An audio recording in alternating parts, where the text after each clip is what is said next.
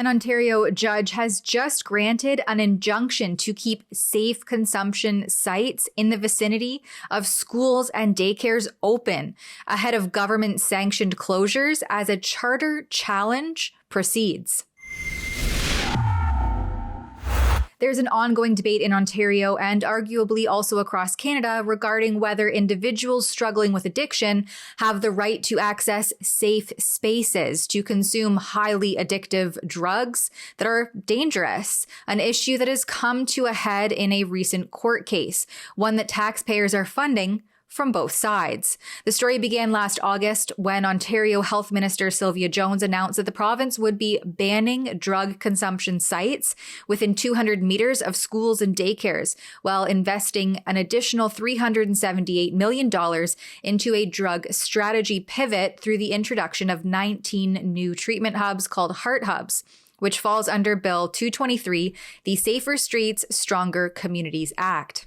We are announcing an investment of $378 million to establish 19 new homelessness and addiction recovery treatment hubs, or Heart Hubs, across Ontario. As Minister Jones mentioned, this is in addition to more than $3.8 billion already handed out through the province's Roadmap to Wellness that further complemented nearly $700 million for supportive housing through the Homelessness Prevention Program and Indigenous Supportive Housing Program every single year. These recovery-oriented Heart Hubs are supposed to provide more of the wraparound services the public hears so much about but see little tangible reward from, as addiction, overdoses, and drug use continues to skyrocket. You don't need to tell me about British Columbia's recent decisions to end its dangerous experiment with so-called safe supply and rampant drug use. Closer to home, safer supply drugs are being diverted and sold in the black market in London. Residents near Ottawa sites are concerned about the drug-related crimes in their community. And in Toronto, there's been numerous stories of altercations, stabbings, shootings, and even a homicide in the vicinity of these sites. Our first priority must always be protecting our communities, especially when it comes to some of our most innocent and vulnerable, our children. The parents the Premier and I talked to are desperate for more to be done. That's why we will ban drug consumption sites within 200 meters of schools and childcare centers. Minister Jones's pivot on drug policy came out as numbers of Ontario show a staggering 68% increase in overdose deaths from 2018 to 2022. Although this represents a 3-year lag in the data, it puts the average number of overdose deaths at 8 every single day.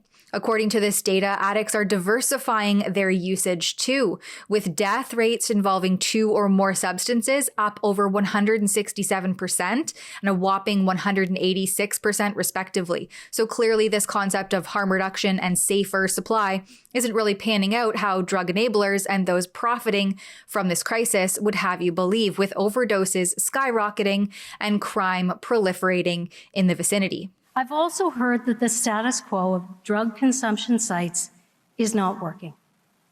Parents are worried about discarded needles that their children could pick up. Some parents no longer feel comfortable sending their children to the local elementary school or have pulled them out of their local daycare. Businesses and communities are concerned about disruptive behavior that increases crime around drug consumption sites that impact their communities.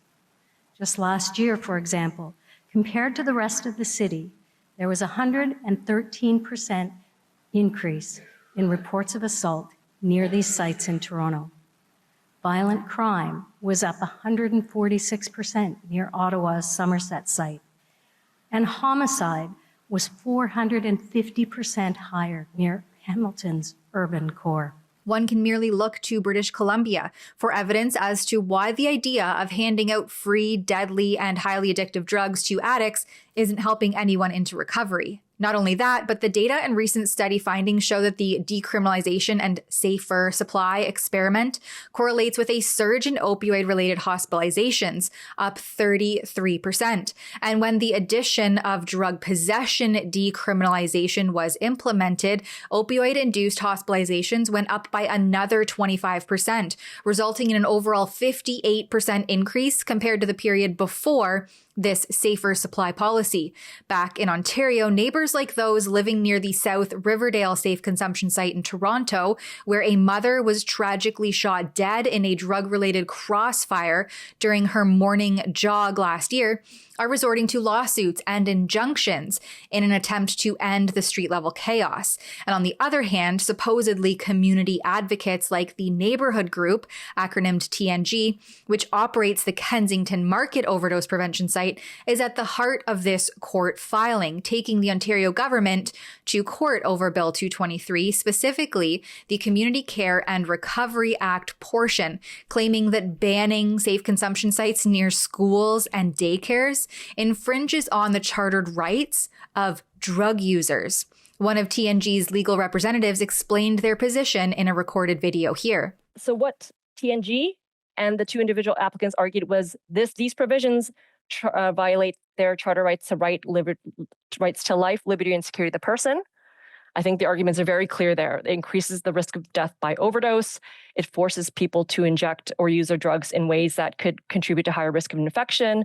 It forces people to consume outside of a site, which exposes them to the risk of criminalization because the decrim bubble is inside the site. When you're outside, you could be risking arrest and criminalization. They also argue that it violates their Section 15 rights, which is a right to be free from discrimination.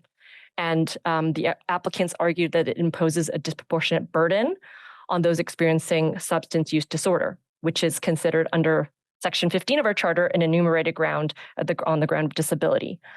They said that this law deprives people who use drugs with substance use disorder of the services they need, and it reinforces stigma. And then they also mentioned the intersecting grounds of people who use drugs who are also women, racialized, have other mental health and physical disabilities. The other piece of their charter argument, their constitutional argument, revolved around the powers of the province versus the powers of the federal government. So they said, even if the court says this law doesn't violate the charter, it violates the Constitution because under the Constitution, only the federal government can make criminal law. And with this new legislation that the province passed, Ontario is attempting to usurp Canada's criminal law power. And at the very least, even if it doesn't usurp that power, it's frustrating the purpose of the federal criminal law power by making it harder for sites to operate. And so they're arguing that the province doesn't have the authority to limit that SCSs from being implemented when the power for that resides with the federal government. When asked about creating a database of evidence and support for safe consumption sites, this is what Bill Sinclair, who's the chief executive officer at the Neighborhood Group, who makes roughly $227,000 a year, had to say. Yeah, so there definitely has been comments made that there's differing opinions on this. It does seem to me that this is one of the most studied social services I've ever come across, and that there are, in fact, lots of studies and lots of evidence. But until people get the answer that they want, some people continue to say that there's not enough evidence. But it seems to me that there is a lot of evidence. It certainly would be no harm in gathering it together and collecting it. But I don't think it's a lack of evidence. I personally don't think it's a lack of evidence that is holding us back. Sinclair claims that because TNG operates both a safe consumption site and a daycare near one another, it proves that they're safe. The childcare closest to my site is run by the Neighborhood Group. We have demonstrated that for 8 years, you can have quality, safe childcare and quality, safe healthcare in the same neighborhood. And so there's a fundamental error in this law. And that is what we are fighting about. But as long as we accept this error, that somehow you cannot have healthcare and childcare in the same neighborhood, then all sites will one by one be at risk of closing until there are none. And so that's why we're here today. Sinclair seems to conflate purported safe consumption of illicit deadly drugs with healthcare. And this further highlights the deepening divide between those who view these sites as essential harm-reducing tools and the critics who argue they perpetuate addiction, enable dangerous drug use, and destabilize communities. All the while, taxpayers foot the bill for all of this, every which way, which is the most disturbing aspect of it all.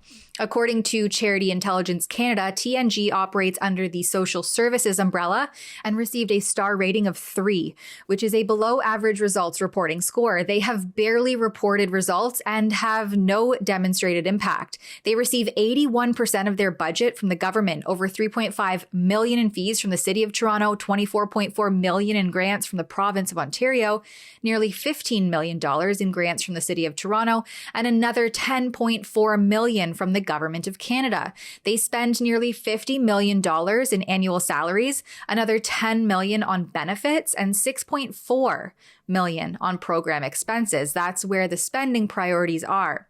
So this charity is gorging on nearly $25 million in Ontario government funding, now suing that same government over its ban on drug consumption sites, again, near schools and daycares, forcing taxpayers to finance both sides of this twisted legal farce. Meanwhile, addiction and overdose deaths spiral out of control, and Ontario's judicial system thinks it's okay to let safe consumption sites near schools and daycares stay open as the neighborhood group cries about rights, while taxpayers bankroll the government, the courts, and this farce.